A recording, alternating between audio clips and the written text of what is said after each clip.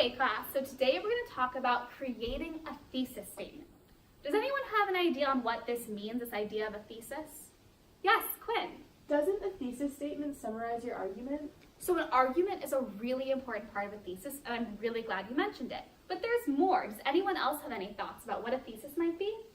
Is Riley. a thesis an opinion? An opinion is an equally important part. So we have an opinion and an argument, and let's see how those combine to form a thesis. So what is a thesis statement? There are three main parts to writing a thesis statement that we're going to focus on in class today. First of all, it is the last sentence of your first paragraph. As you all know, your first paragraph is your introduction. You're saying what you're going to talk about, but your thesis kind of wraps that all up, and it's preparing the reader for what they're going to experience in the essay. Second, you're presenting your argument. You are showing the two sides, where you're standing, and the order and the way you're going to approach this topic. Then lastly, a thesis serves as a roadmap both for you as the writer and for the reader who's reading your essay. Yes, Sam? What do you mean by a roadmap?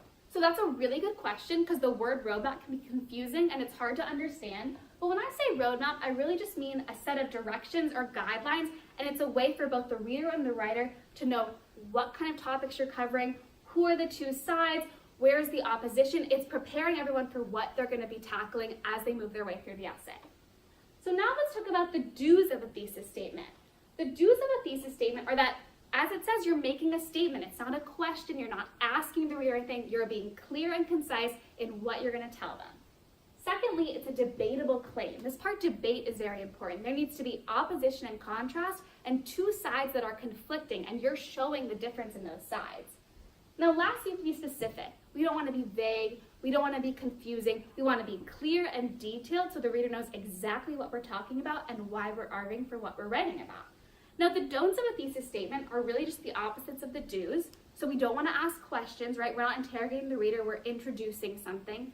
We don't want to only address one side because we need to show all of the information in order to show why we're arguing whenever we're arguing. And then we don't want to be vague and unclear. We want to use details and clarity in our writing so we're really good writers with the way we approach our thesis. Now, since we just finished our history unit on the Civil War, I thought an example would be good to integrate the Civil War. So we know that both the Northerners and Southerners believed in fighting against tyranny and oppression, but the North really focused on the oppression against slaves, while the South focused on fighting for the right to self-govern. Now let's ask some questions to see if that was a thesis. Does this present my argument? Well, yes, because I showed what the North was arguing for and what the South was arguing for. Does it direct me as the writer?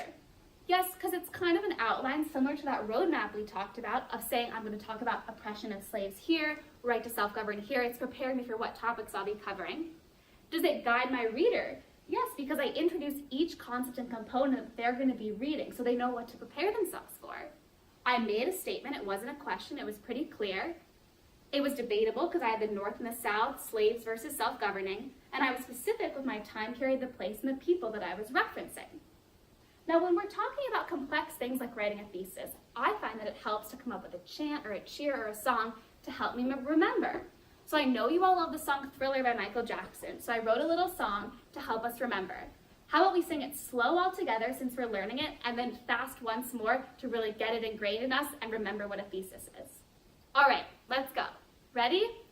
'Cause this is thesis time. It's how we present our argument to the audience. You know it's thesis time. You're making up a statement, that's a claim we can debate. 'Cause this is thesis time. Don't forget to be specific so your reader can keep up. You know it's thesis time. All right, once more.